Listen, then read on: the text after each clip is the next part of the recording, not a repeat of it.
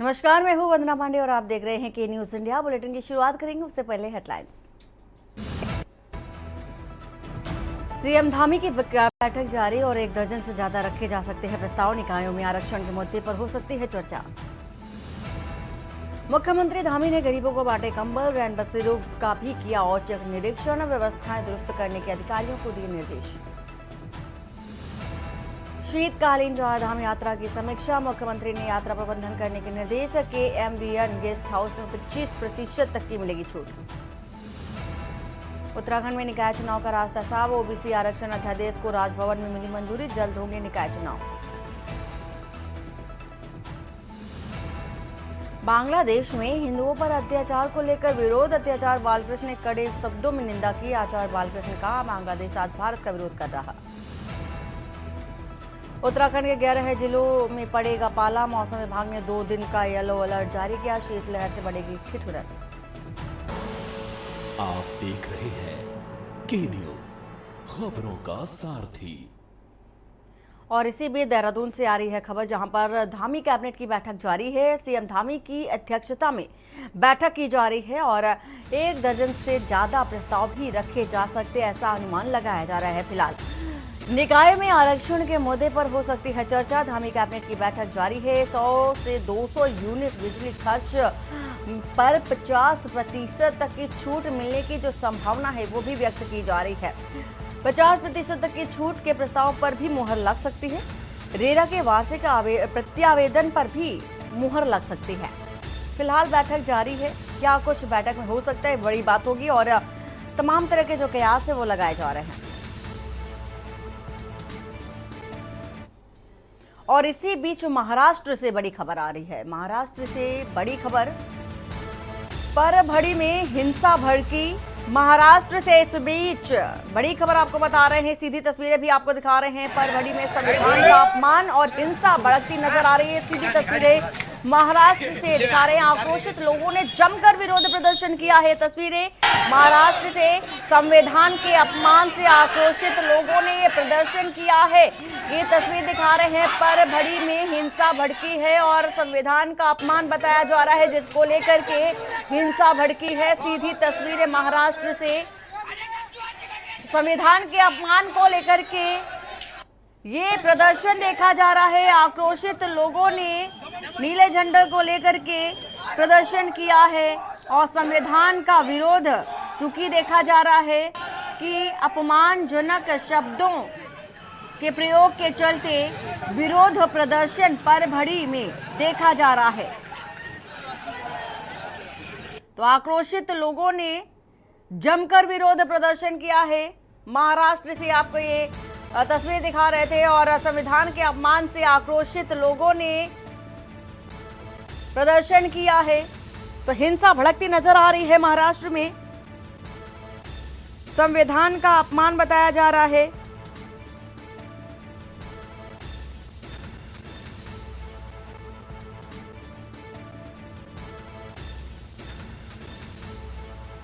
और चंद्रभान मौर्य हमारे सहयोगी हमारे साथ हैं। चंद्रभान जी, जिस तरह से देखा जा रहा है कि महाराष्ट्र में बड़ी हिंसा भड़कती नजर आ रही थी, सड़कों पर लोग उग्र होते नजर आ रहे थे, संविधान का अपमान बताया जा रहा है, क्या कारण रहा, किस तरह का अपमान और भड़काने वाला कौन था?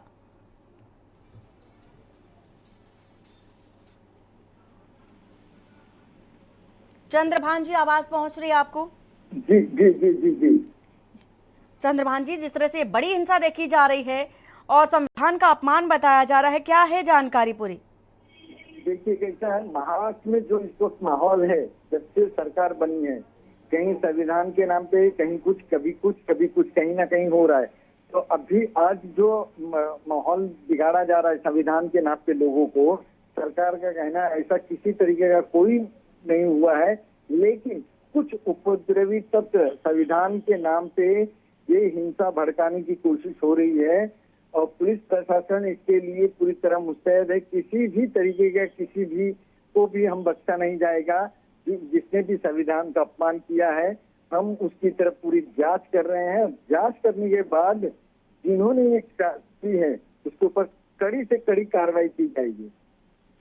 अगर बात करें जिस तरह से आपने बताया कि संविधान का अपमान नहीं हुआ है और ये जो हिंसा है सिर्फ ऐसे ही है और सरकार ने इस पर विरोध भी जताया है, तो हिंसा भड़काने वाला कौन था? आग जिस तरह से लगी है तो इसमें चिंगारी तो कहीं से उठी होगी।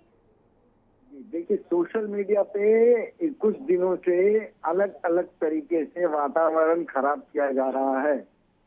कहीं कुछ हो रहा है, कहीं कुछ हो रहा है। तो सोशल मीडिया के ऊपर प्रशासन की कड़ी निगरानी चल रही थी, लेकिन फिर भी सोशल मीडिया के कुछ वायरल होने की वजह से इसके ऊपर गलतफहमी लोगों के बीचों में फैलाया जा रहा है और संविधान को नुकसान पहुंचाने की कोशिश की जा रही, संविधान को ये तोड़ा जा रहा है, संविधान के खिलाफ ये सब हो रहा है। तो इस तरीके की अफवाह फैलाई जा रही है, उसके ऊपर प्रशासन पूरी तरह से सजग और प्रशासन अपनी तरफ से पूरी तैयारी कर रहा है कि कौन ये नेगेटिव वायरल कर रहा है। एक बात जानना चाहेंगे कि अगर जिस तरह से हिंसा अगर फैलाई भी गई तो इस पर अगर किसको लाभ हो सकता था? ठीक है, कैसा है, कोई भी अभी खुल के नहीं बोल रहा है कि कौन क्या चाहता है, कौन क्या चाहता है। सत्ता पक्ष अलग है, विरोधी पक्ष अलग है, सब अपनी अपनी बात रख रहे हैं कि शासन परिवर्तन, शासन में जो बैठे हैं ये सब उनकी खाई पूरी बातचीत चल रही है और विरोधी पक्ष के ऊपर शासन पक्ष आरोप लगा रहा है। लेकिन पुलिस प्रशासन की तरफ से भी तो कुछ अपडेट नया अभी तक आया नहीं है। ये कुछ देर में खुलासा इसका हो जाएगा। तो क्या ये जिस तरह से देखा जा रहा है कि राजनीति से जोड़ करके इसको देखा जा रहा है, तो सत्ता परिवर्तन जो शासन है जिस तरह से कहा जा रहा है, तो क्या इसको लेकर के विरोध उग्र होता नजर आ रहा है?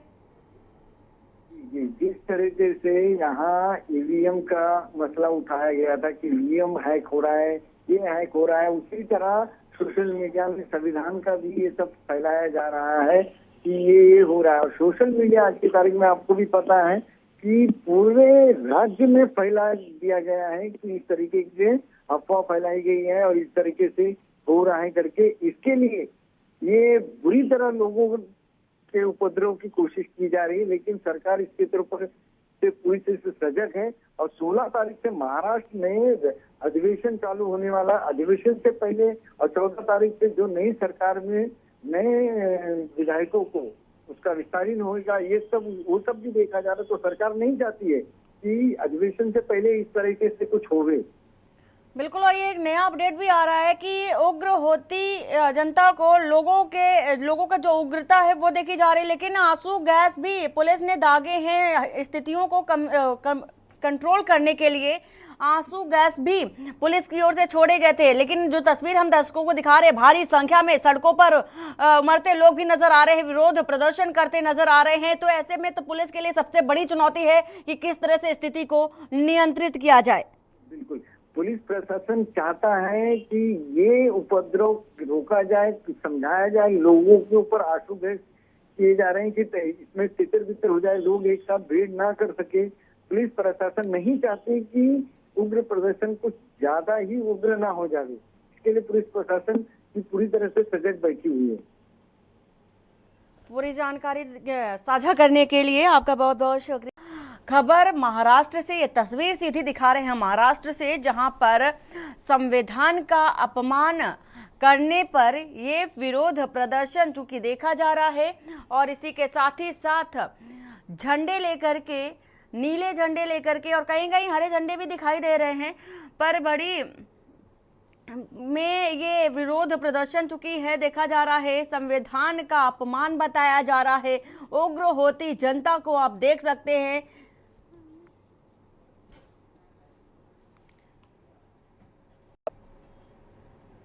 और लक्सर से खबर है इसी बीच, जहां पर लक्सर में सरकारी अस्पताल एक डॉक्टर के भरोसे चल रहा है।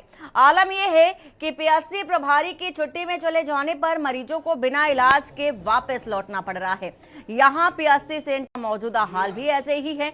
सरकारी अस्पताल के एकमात्र डॉक्टर फिलहाल छुट्टी पर चल रहे हैं। से यहाँ इलाज के लिए पहुंचने वाले मरीजों को परेशानी हो रही है और प्राइवेट क्लिनिकों पर महंगे दामों पर इलाज कराना पड़ रहा है।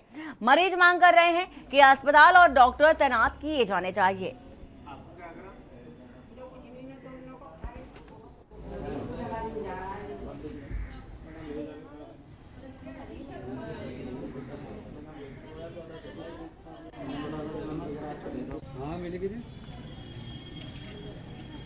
इसका बिल ने काट लिया था, इसमें इंजेक्शन लगा रहे थे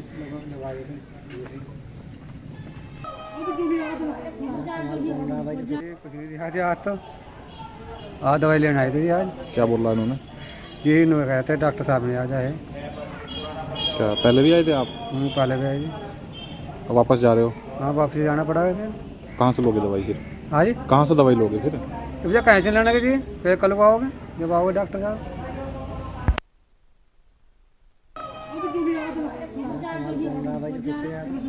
तो एक डॉक्टर के भरोसे चल रहा है सरकारी अस्पताल और तस्वीर भी दिखा रहे हैं जहां पर डॉक्टर ना होने से तीमारदार भी परेशान हैं।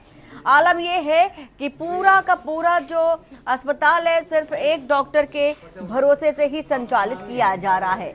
बड़ी बात है कि एक डॉक्टर इतने मरीजों का इलाज कैसे कर सकता है और साथ ही साथ इसका खामियाजा भी मरीजों को ही, लोगों को ही भुगतना पड़ रहा है क्योंकि डॉक्टर एक है और मरीज कई है। तो ऐसे में मरीजों को भारी समस्या का भी सामना करना पड़ रहा है। तस्वीर आपको दिखा रहे हैं जहां पर अपनी बारी का इंतजार करते मरीज और तीमारदार दोनों ही नजर आ रहे हैं।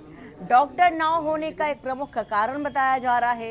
ये प्राथमिक स्वास्थ्य केंद्र की आपको तस्वीरें दिखा रहे हैं जहां पर सरकारी अस्पताल का ये हाल है। राम गोपाल हमारे साथ लक्सर से जुड़ चुके हैं। राम गोपाल, क्या है पूरी जानकारी? जिस तरह से ये खबर दिखा रहे हैं दर्शकों को कि पियासी में आलम ये है कि एक डॉक्टर मरीजों का इलाज कर रहा है और जो तीमारदार हैं अपनी बारी का भी इंतजार कर रहे हैं, मरीज अपनी बारी का इंतजार कर रहे हैं कि कब वो अपना इलाज करा सके। बिल्कुल, देखिए वंदना, ये लक्सर के एक सुल्तानपुर नगर पंचायत का मामला है जहां पर ये पीएचसी है और पीएचसी में एक ही डॉक्टर तैनात है। मतलब वो भी अब 2 दिन के लिए छुट्टी पर चले गए हैं। लेकिन लगभग हजारों की जो आबादी है वो इस समय सुल्तानपुर में, यानी कि जिस तरीके से हजारों की आबादी है और एक पीएचसी है, क्योंकि एक ही डॉक्टर तैनात है और वही जो है मरीजों का इलाज करता है। लेकिन 2 दिन के लिए छुट्टी पर चला गया है। तीमारदार जो है अब परेशान होने शुरू हो गए हैं क्योंकि एक ही डॉक्टर के भरोसे जो है ये पीएचसी चल रही है। लेकिन जिस तरीके से मांग भी कर रहे हैं तीमारदार कि यहाँ और डॉक्टर तैनात किए जाएं, यानी कि स्वास्थ्य विभाग की जो हालात है वो फिलहाल तस्वीरों में साफ देख सकते हैं कि फार्मासिस्ट जो है तीमारदारों को वापस भेज रहे हैं क्योंकि उनको जानकारी तक नहीं है कि कौन सी दवाई किस तीमारदार को देनी है और क्या मर्ज इनको जो है। तो ये पूरा आलम जो है यहाँ पीएचसी पर देखने को मिल रहा है। लेकिन फिलहाल जिस तरीके से हमने स्वास्थ्य विभाग के जो एसीएमओ है डॉक्टर अनिल वर्मा, उनसे भी बात की है तो उन्होंने बताया कि 2 दिन के लिए छुट्टी पर गए हैं। लेकिन फिलहाल जो तीमारदार हैं उनके लिए जो है अलग से व्यवस्था की गई है कि जो लक्सर सामुदायिक स्वास्थ्य केंद्र है वहां पर जो है उनको भेज दिया जाए। अगर राम गोपाल एक या 2 डॉक्टर छुट्टी पर जाते हैं तो इतने बड़े पीएचसी हो या सीएचसी तो एक डॉक्टर कैसे किसी का इलाज कर सकता है? अगर 2 भी गए हैं डॉक्टर, अगर 2 भी होते तो 3 डॉक्टर इतनी बड़ी संख्या में इलाज कैसे कर सकते हैं? क्योंकि जो डॉक्टर अभी उपलब्ध हैं वो भी आपने जैसा बताया कि उनको ज्यादा जानकारी नहीं है, इसलिए मरीजों को लौटाना पड़ रहा है उनको। बिल्कुल वंदना, स्वास्थ्य विभाग के हालात खराब है, सबसे बदतर हैं। ये तस्वीरें साफ इस बात का सबूत है कि जिस तरीके से जो तीमारदार हैं वो गेट से ही वापस हो रहे हैं क्योंकि डॉक्टर ना होने की वजह से जो है उनको प्राइवेट अस्पतालों का सहारा लेना पड़ रहा है, महंगे दामों में दवाई खरीदनी पड़ रही है। तो ये आलम साफ तौर पर देखा जा सकता है। पीएचसी सुल्तानपुर का ही नहीं है बल्कि लक्सर के सामुदायिक स्वास्थ्य केंद्र में भी हालांकि डॉक्टर जरूर तैनात है, चिकित्सा प्रभारी तैनात है। फिलहाल कुछ ऐसी दवाइयां भी हैं जो वहाँ कहीं ना कहीं जो तीमारदार है उनको बाहर से खरीदनी पड़ रही है। तो ये साफ तौर पर तस्वीरें इस तरह की स्वास्थ्य विभाग में ये पहली बात नहीं है। इसी तरीके की तस्वीरें कई बार निकलती, तीमारदार है उनको बाहर प्राइवेट अस्पतालों का सहारा लेना पड़ता है। तो इस तरह की तस्वीरें स्वास्थ्य विभाग को चाहिए कि डॉक्टरों की जो कमी है वो पूरी की जाए और जो मशीनें हैं कहीं ना कहीं उनको यहाँ से स्थापित किया जाए ताकि जो लोग हैं उनको जो है सही स्वास्थ्य का जो इलाज है वो मिल सके। जी वंदना। बिल्कुल राम गोपाल, पूरी जानकारी देने के लिए आपका शुक्रिया। खबर बता रहे हैं आपको लक्सर से जहां पर एक डॉक्टर मरीज का इलाज करने को मजबूर है। बांग्लादेश में हिंदुओं पर हो रहे अत्याचार का पतंजलि योगपीठ के अध्यक्ष आचार्य बालकृष्ण ने कड़े शब्दों में निंदा की है। कोटद्वार में मीडिया से बात करते हुए आचार्य बालकृष्ण ने कहा कि जिस बांग्लादेश को बनाने के लिए भारतीय सेना के जवानों का खूब बहा है खून और वहीं बांग्लादेश आज भारत का विरोध कर उसके हिंदुओं के खिलाफ अत्याचार कर रहा है और वह बिल्कुल भी सहन नहीं किया जाएगा।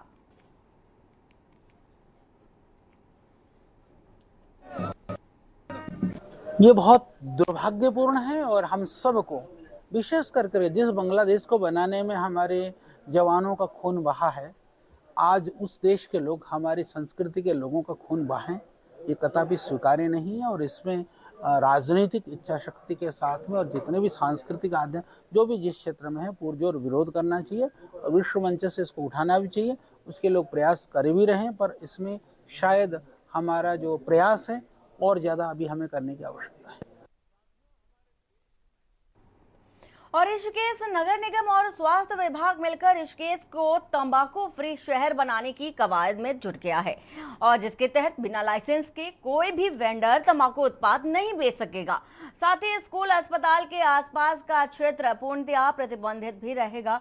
कोई भी स्ट्रीट वेंडर तंबाकू, गुटखा और पान मसाला बेचता मिला तो उस पर अर्थदंड की कार्रवाई भी की जाएगी।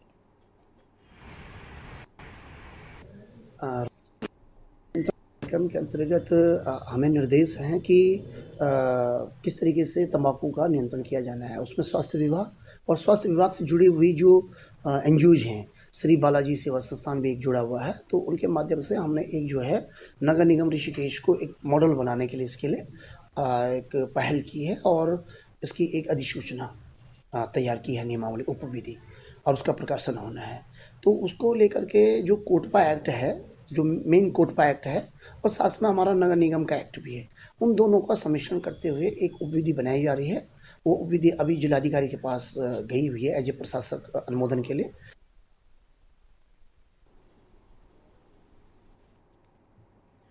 और जिलाधिकारी के निर्देश पर सड़क सुरक्षा सप्ताह के अंतर्गत एआरटीओ रुड़की ने जागरूकता अभियान चलाया, जिसमें सड़क पर बिना हेलमेट के दौड़ रहे वाहनों के चालकों को हेलमेट भी पहनाए गए और भविष्य में हेलमेट ना पहनने पर कार्रवाई की चेतावनी भी दी गई।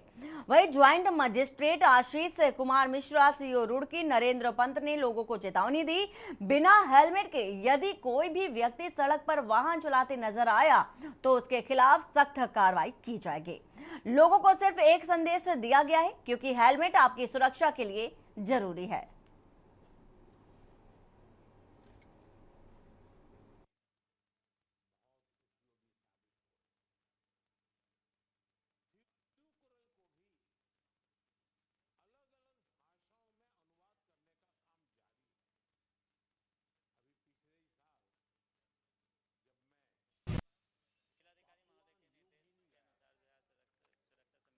बुलाई गई थी, जिसमें सड़क सुरक्षा को लेकर जो है विभिन्न पहलुओं पर जो है विस्तृत चर्चा हुई है।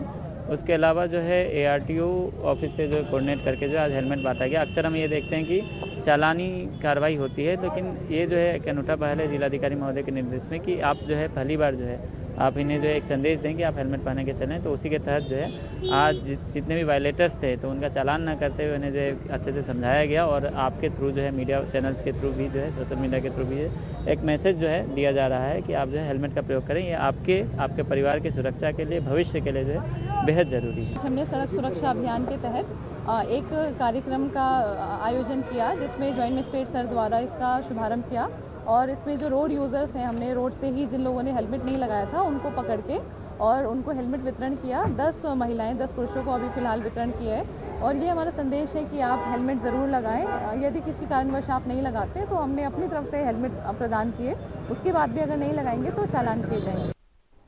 मुख्यमंत्री पुष्कर सिंह धामी ने देहरादून के आईएसबीटी ट्रांसपोर्ट नगर लालपुर के आसपास यात्रियों और जरूरतमंदों को कंबल बांटे। उन्होंने लोगों का हाल भी जाना, इसके साथ ही अधिकारियों को जरूरी दिशा निर्देश भी दिए। मुख्यमंत्री देर शाम अधिकारियों के साथ अलावा और रैन बसेरों की व्यवस्था का भी जायजा लिया। उन्होंने निराश्रित और बेसहारा लोगों का हालचाल जाना, साथ ही कंबल बांटे। मुख्यमंत्री के साथ जिलाधिकारी सचिन बंसल, सूचना महानिदेशक बंशीधर तिवारी और एसएसपी अजय सिंह भी मौजूद रहे।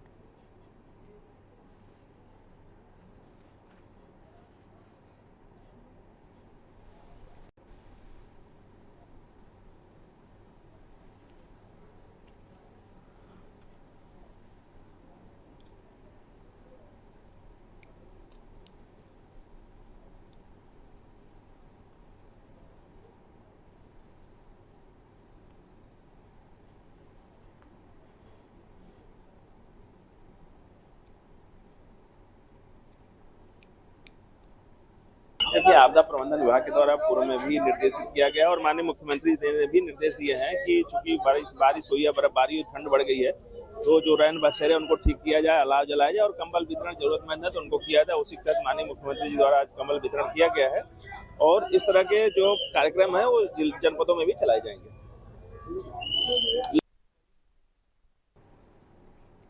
और उत्तराखंड में सख्त भू कानून लागू करने को लेकर के मुख्य सचिव राधा रतूड़ी ने सचिवालय देहरादून में अधिकारियों के साथ समीक्षा बैठक की। सभी जिलाधिकारियों को सख्त भू कानून के लिए हर तहसील से आई रिपोर्ट का गहन विश्लेषण करने के निर्देश दिए। उन्होंने कहा कि समाज के हर वर्ग में सुझाव लिए जाएं और उप जिलाधिकारी की भूमिका को बेहद अहम बताते हुए जिला स्तर पर सारगर्भित रिपोर्ट तैयार किए जाने के निर्देश दिए। मुख्य सचिव ने जिलाधिकारियों से भू कानून के संबंध में तहसील स्तर पर हितधारकों के साथ की गई बैठकों की रिपोर्ट का अपडेट भी लिया।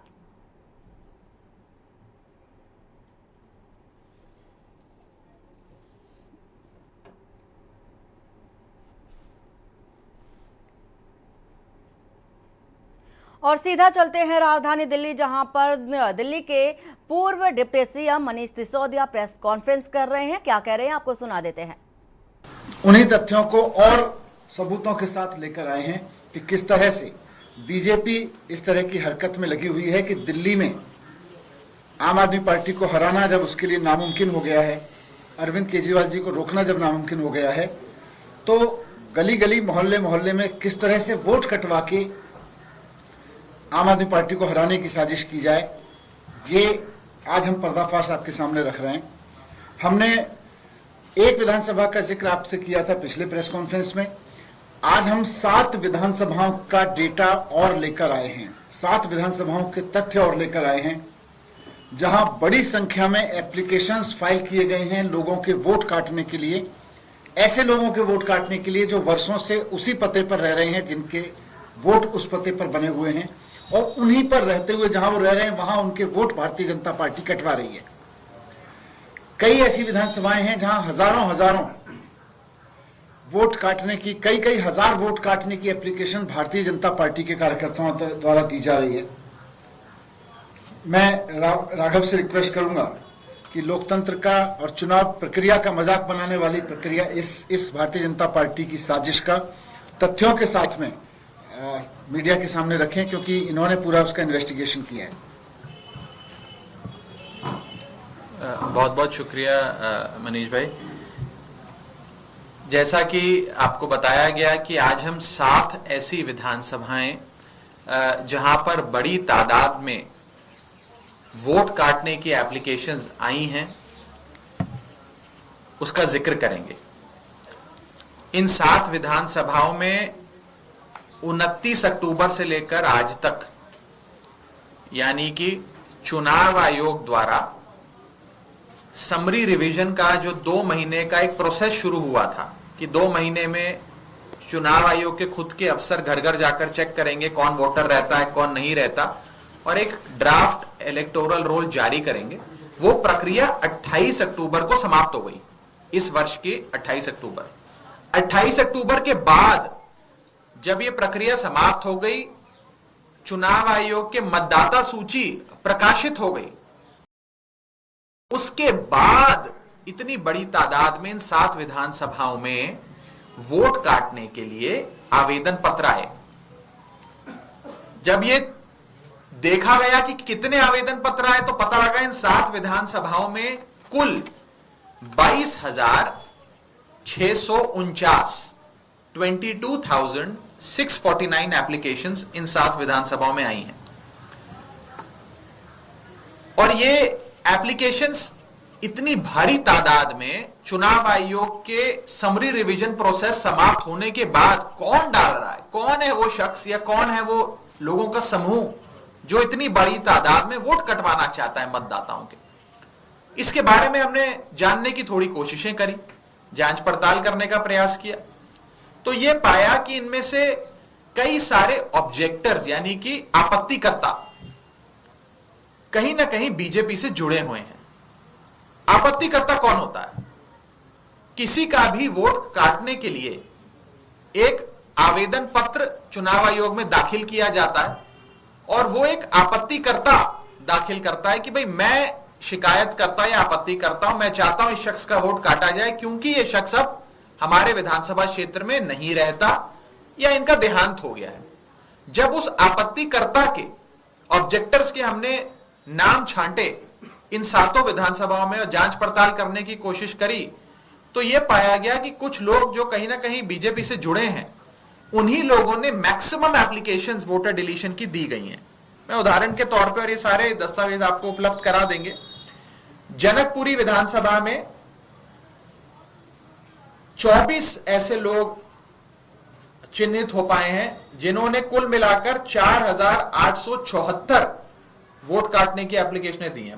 मात्र 24 लोगों ने 4,874 वोट काटने की एप्लीकेशंस दी हैं और इन 24 का कहीं ना कहीं जुड़ाव भारतीय जनता पार्टी से साफ तौर पे नजर आता है। मैं बता दूं कि जनकपुरी में कुल मिलाकर मतदाता सूची प्रकाशित होने के बाद 7,055 वोट काटने की एप्लीकेशनें आई। 7,055 में से 4,874 इन 24 लोगों ने दी हैं। ये मैं उसका पूरा ब्यौरा लाया हूं, ये मैं भी आपको दे दूंगा। इसके बाद अगली विधानसभा है करावल नगर। इसमें कुल मिलाकर 3,861 एप्लीकेशंस वोट काटने की आई, जिसमें पता लगा कि 3,260 यानी कि 3,260 एप्लीकेशनें सिर्फ 2 लोगों ने दी हैं। 2 लोगों ने 3,260 वोट काटने की एप्लीकेशन एक विधानसभा क्षेत्र करावल नगर में दी हैं। एक कोई स्वाति पांडे जी हैं, एक लकी गुप्ता जी हैं, इनकी भी मैं डिटेल लाया हूं, भी मैं आपको दे दूंगा। एसी नंबर 52 तुगलकाबाद, यहां पर कुल मिलाकर मतदाता सूची प्रकाशित होने के बाद 4,016 वोट काटने की एप्लीकेशनें आई, जिसमें से 2,435 वोट काटने की एप्लीकेशन मात्र 15 लोगों ने दी है। यानी कि 15 लोग मिलके 2,435 लोगों के वोट कटवाना चाहते हैं और ये 15 लोग वो हैं जिनके तार बीजेपी से जुड़ते हैं। फिर पालम विधानसभा, जिसमें 9 ऐसे लोग जिन्होंने 1,641 एप्लीकेशनें दी, ये वो 9 लोग हैं जिनके तार बीजेपी से जुड़ते हैं। हरिनगर, जहां मात्र 4 लोगों ने 637 एप्लीकेशंस दी वोट काटने की, इन 4 लोगों के भी कहीं ना कहीं तार बीजेपी से जुड़ते हैं। मुस्तफाबाद, एक ही आदमी ने 534 वोट काटने की एप्लीकेशन दे दी है। एक आदमी एक विधानसभा क्षेत्र में 534 वोट कटवाने की एप्लीकेशन दे रहा है। राजकुमार नाम का ही शख्स है। और रजौरी गार्डन में 6 लोगों ने 571 वोट काटने की एप्लीकेशन दी। कुल मिलाकर रजौरी गार्डन में 1,297 एप्लीकेशंस आई, जिसमें से 571 एप्लीकेशंस इन 6 लोगों ने दी, जिनके नाम आज अभी हम सार्वजनिक करेंगे। इनके भी तार बीजेपी से जुड़ते हैं। हमने थोड़ी जांच पड़ताल करने की कोशिश करी कि ये लोग कौन हैं और जिनके बारे में हम कह रहे हैं जिनकी तार बीजेपी से जुड़ते हैं। तो एक, जैसे कि उदाहरण के तौर पे जनकपुरी में 194 वोट काटने की एप्लीकेशन एक ये महेंद्र कुमार मलिक जी हैं जिन्होंने दिया है, बीजेपी के मेंबर है। ऐसे ही एक जनकपुरी में एक और हैं प्रिंस गर्ग जी, इन्होंने 50 एप्लीकेशन दी हैं, ये भी बीजेपी से जुड़े हुए हैं, उनकी मेंबरशिप डिटेल्स हैं। ऐसे ही जनकपुरी में एक और हरी शर्मा जी हैं, उनका भी ऐसा ही है। मुस्तफाबाद में मैंने जिन राजकुमार जी का जिक्र करा वो ये रहे बीजेपी के नेताओं के साथ। तो कहीं ना कहीं या तो वो बीजेपी से प्रत्यक्ष रूप से अप्रत्यक्ष रूप से जुड़े हुए हैं, उनके साथ काम कर रहे हैं, या तो उनके दफ्तर में पगार लेकर काम कर रहे हैं, या उनके समर्थक हैं, या उनके कार्यकर्ता हैं, उनके वर्कर हैं, या उनके ऑफिस बियरर हैं। ऐसे सारे लोगों का ब्यौरा सामने आया। समझ ये नहीं आता कि चुनाव 2 महीने बाद है, अब तो 2 महीने से भी कम रह गया। इतने चुनाव के पास आकर इतने बड़े स्तर पर वोट काटने की क्या जरूरत आन पड़ी? और ये जरूरत अभी जब इलेक्शन कमीशन ने खुद जोड़ने काटने का पूरा जो एक समरी रिवीजन का प्रोसेस था उसे हाल ही में जब समाप्त किया है, तो इतनी बड़ी तादाद में वोट काटने की क्या जरूरत आन पड़ी? जैसा कि मैंने बताया, इन 7 विधानसभाओं में 22,000 से ज्यादा मतदाताओं के वोट काटने के रिक्वेस्ट आ गई हैं, एप्लीकेशंस आ गई हैं। दूसरा, ये कौन लोग हैं जो इतनी बड़ी तादाद में वोट कटवाना चाहते हैं? मान लीजिए कि समरी रिवीजन प्रोसेस के बाद, मतदाता सूची प्रकाशित होने के बाद कोई ऐसा शख्स है जो दिल्ली छोड़ के चला गया, या ऐसा शख्स है जिसका देहांत हो गया, वो तो वैसे ही वोट डालने नहीं आएगा। तो ऐसा तो है नहीं कि वोट बढ़ेगा या घटेगा कि किसी एक राजनीतिक दल का। तो इतनी बड़ी तादाद में वोटरों का नाम वोटर लिस्ट से हटाने की प्रक्रिया क्यों करी जा रही है? बहुत बड़ा प्रश्न चिन्ह खड़ा होता है। दूसरा, इस बल्क डिलीशन के पीछे कौन लोग हैं? आज हमने थोड़े बहुत लोग तो आइडेंटिफाई करके आपके सामने रखे, लेकिन ये कौन लोग हैं जो इतनी बड़ी तादाद में बल्क डिलीशन करवाना चाह रहे हैं?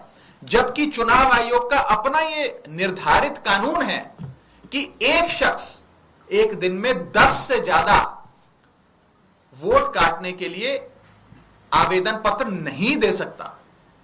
फिर भी एक दिन में कई 100 आवेदन पत्र एक ही शख्स से लिए गए हैं वोट काटने के लिए।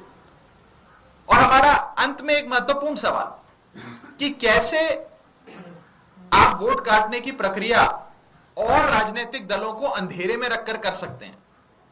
यदि किसी का वोट काटा जाए तो चुनाव आयोग का बीएलओ जो होता है, बूथ लेवल ऑफिसर, वो घर घर जाकर चेक करे कि आदमी वास्तव में वहां रहता है या नहीं रहता। और जब वे घर जाए हाउस टू हाउस वेरिफिकेशन के लिए, तो तमाम राजनीतिक दलों के प्रतिनिधि को, आम आदमी पार्टी के रिप्रेजेंटेटिव को भी अपने साथ लेके जाए, ताकि पारदर्शी तरीके से यह पूरी प्रक्रिया हो। मैं एक और चौंका देने वाला आंकड़ा आपके सामने रखना चाहता हूं, और इसकी जांच पड़ताल में चाहूंगा आप लोग करें। एसी नंबर 52 तुगलकाबाद विधानसभा क्षेत्र का लाल कुआं इलाका है। मैं भी वहां से लोकसभा चुनाव लड़ चुका हूं, तो मुझे अंदाजा है उस इलाके का। लाल कुएं इलाके में बूथ नंबर 117 है। उस बूथ नंबर 117 पे मतदाता सूची यानी कि वोटर लिस्ट के अनुसार 1337 वोट्स हैं, 1337। और यहां पर 556 वोट काटने के आवेदन पत्र आ गए हैं। यानी कि एक बूथ पर 1337 वोट्स हैं, जिसमें से 556 वोट काटने के आवेदन पत्र आ गए, यानी कि लगभग आधे वोट काट दिए जाएं। और इन 556 वोट काटने के जो निवेदन पत्र आवेदन पत्र आए हैं, इनमें से 556 में से 554 वोट काटने के लिए एप्लीकेशन 2 लोगों ने दी है। एक अंजलि कुमारी जी हैं और एक अभिषेक पाठक जी हैं। ये अंजलि कुमारी और अभिषेक पाठक कौन है? किस राजनीतिक दल से इनका रिश्ता है, जो एक पोलिंग बूथ पे 1337 वोटों में से 504 वो लोग जिंदा हैं। वो लोग अपना संवैधानिक अधिकार, फंडामेंटल राइट टू वोट का इस्तेमाल करना चाहते हैं चुनावों में। आप उनका वोट काटने के काम कर रहे हैं। अगर इस प्रकार से एक राजनीतिक दल वोट कटवाएगा तो क्या चुनाव फ्री एंड फेयर हो सकता है? क्या दिल्ली में निष्पक्ष और बिल्कुल स्वतंत्र चुनाव हो पाएगा? ये एक बड़ा सवाल खड़ा होता है। मैं आगे की बात के लिए मनीष जी से अनुरोध करूंगा। बहुत ही चौंकाने वाला और चिंता वाला विषय है जो फैक्चुअली राघव जी ने आपके सामने रखा, कि कैसे 7 विधानसभाओं में 22,000 वोट ऐसे लोगों के काटने की तैयारी की जा रही है जो वहीं रहते हैं, लेकिन शायद भारतीय जनता पार्टी की नजर में वो भारतीय जनता पार्टी के वोटर्स नहीं होंगे, इसलिए उनके वोट काटने की साजिश रची जा रही है। भारतीय जनता पार्टी के कार्यकर्ताओं द्वारा तमाम कानूनों का, नियमों का उल्लंघन करके एप्लीकेशंस फाइल की जा रही हैं आर्बिट्रेरी तरीके से, और फिर चुनाव आयोग उनको संज्ञान में ले रहा है, चुनाव आयोग उन पर कार्रवाई कर रहा है। ये सबसे खतरनाक है। इन्होंने बताया कि किस तरह से एक विधानसभा में केवल एक बूथ पर 1300 में से लगभग आधे वोट, 550-600 वोट्स काटने की तैयारी की जा रही है। क्यों? क्योंकि शायद बीजेपी को लग गया होगा कि इस बूथ पर वो जीतते नहीं हैं या इस बूथ पर उनके समर्थक नहीं हैं। मैं भारतीय जनता पार्टी से पूछना चाहता हूं और साथ साथ चुनाव आयोग से भी पूछना चाहता हूं कि बाबा साहब अंबेडकर ने संविधान बनाते वक्त देश के आम आदमी को जो सबसे बड़ा अधिकार दिलवाया वो था वोट डालने का अधिकार। अंग्रेजी राज में हमारी सबसे बड़ी पीड़ा थी कि हमें वोट। तो अभी आप सुन रहे थे मनीष सिसोदिया को, और इसी के साथ ही साथ तमाम बड़ी बातें कही और आरोप भी लगाए, वोट काटने को लेकर के भी कई सारे सवाल भी खड़े किए हैं। बुलेटिन में फिलहाल इतना ही। बाकी की खबरों के लिए बने रहिए आप के न्यूज़ इंडिया के साथ। नमस्कार।